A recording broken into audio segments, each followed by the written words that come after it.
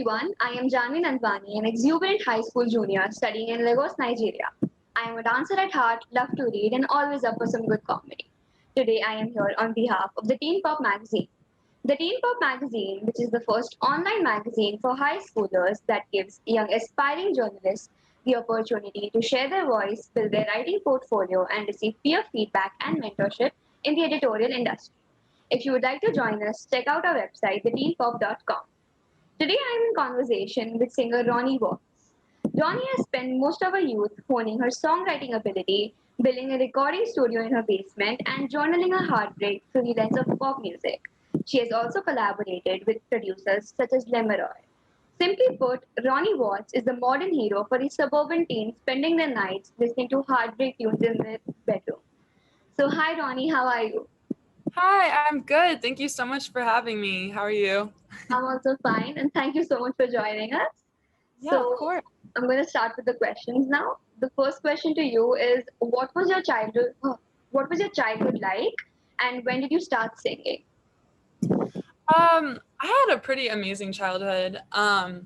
I grew up in a pretty creative family. My dad is a musician and my mom is just a very creative person. So it was really cool to like grow up in that environment. And like you said, I have a studio in my basement that my dad actually built. So I've just kind of like grown up around like lots of instruments and recording stuff. So it's always been really cool. And I've basically just been singing my whole life. I don't think there was like a day that I wasn't. I think it was just kind of always part of me. That sounds really amazing. And okay, so what made you decide to pursue this career? Say that again, sorry. What made you decide to pursue this career of singing? Um, I think obviously I think like singing and songwriting is a way for me to like just express how I'm feeling. It's basically like my diary and that's why I do it for myself in that sense. But I think the reason I wanted to make it a career is because I wanted to help other people and have other people, if they can relate to that song, that's great because like now they know they're not alone. So I think if I do it for myself as like the hobby part, but I do it as a career for other people. That sounds really great. Okay, so what skills have you learned that helped you in your career? Ooh. Um, that's a good question. I think there's like a lot of aspects of what a music career is that I didn't really know going into it.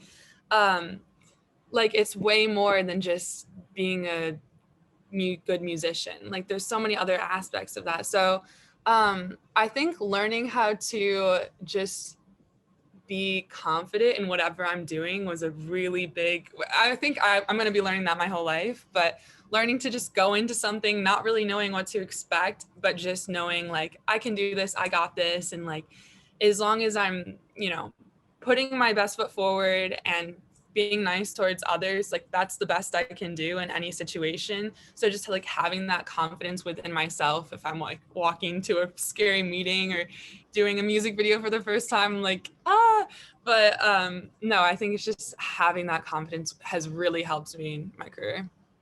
It's very, very nice to hear. Okay. So now, which of your performances or recordings are you the most proud of? Ooh. I don't know. It's so hard to choose because they all feel like my babies. So it's hard to choose just one. Um, oh gosh, I don't know. I always feel most proud of like the most recent one. I feel like usually.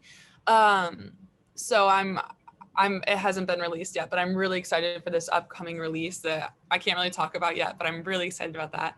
Um, I'm trying to think what else. I think it was really fun shooting the music video for Break Your Heart last year because I was in quarantine and I only had my house to shoot in and a tripod and my iPhone. So I think like that was just really fun to expand my creativity like that.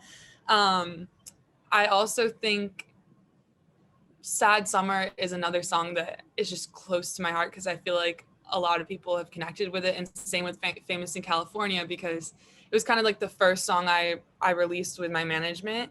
And it's just like another song that people connect with, which makes me really happy. That's very nice, and all your songs are very amazing, I must say. Thank you. Okay. So your next question is, name a time when you were really felt loved by the audience. Sorry, say that one more time. Name a time when you were really felt loved by the audience. Ooh. Geez. I don't know. I feel love all the time, which is really amazing. And like it encourages me so much to, continue to do what I'm doing. I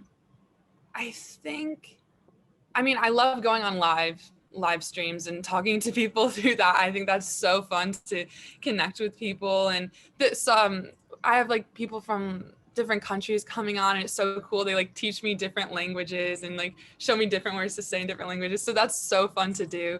I think a time though, I was performing at this fundraiser for mental health awareness. And I think that was really an amazing thing to be a part of because it had nothing to do with me. I was just there to, sing my songs, but it was a way to bring people together. And that just like was really amazing to be a part of that. That's very nice. And okay. So what has been your favorite song of yours so far? Ooh. It's another one which is like, how can I decide? I think, I don't know. This is not as popular of one, but I've always really loved Big House from my EP, I Don't Trust You at All.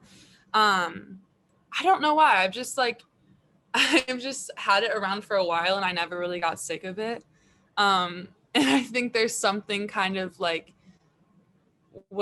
I hope I don't relate to it forever, but I've just related to that song for so long now. I think of kind of just like walking the line of friends, maybe something more, maybe something less, like you don't really know where you stand with someone. And I think like, I don't know, I've just never outgrown that yet. So I just still relate to it. It's like a connection to the song. Exactly. Yeah. Okay. So what do you do off stage that provides inspiration on stage? I think it's like kind of like I was saying, like when I remove myself from the situation and make it more about the people listening than about me, I think that really inspires me. Because I'm performing for other people. So I think just getting in that mindset of like, this isn't like, I shouldn't be nervous. This isn't all about me. It's about like putting on a good show for everyone else and making sure everyone else is having a good time. And like trying to connect with other people because we're all feeling the same vibrations of the music. So I think like just having that mindset helps. Wow, that's really great. Okay, now our next question is a rapid fire round. Ooh, okay. Okay, so are you ready? Yes, I'm ready. The first question is, what's your favorite genre of music? Alternative. Your favorite male and female artists? Ooh, I love Taylor Swift. I love so many more other artists too. And I love Role Model. Okay, wow. Now, whom would you like to work or collaborate with on your future songs? I would love to collaborate with Lorde. I love her so much. If you could spread a rumor about yourself, what would it be? If I could spend what? If you could spread a rumor about yourself, what would it be? Ooh, oh my gosh, I've never had that question before. That's a good question. Ooh, this is hard because I feel like we're on some time crunch. Would it be a good rumor or a bad rumor? Probably have to be a good rumor, right? Anything you want. Ronnie, she, I don't know. I gave away $1 million to charity. That's bad because if I didn't do that, that's awful. That rumor would be spread. Okay, no problem. Okay, now, which song of yours would you like to collaborate on with the following artists? Your first one's Selena Gomez. Okay. Which song of hers?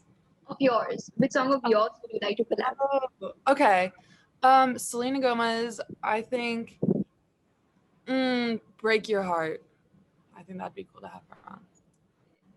Your second artist would be Rihanna. I'm gonna say Sad Summer. And Megan Thee Stallion.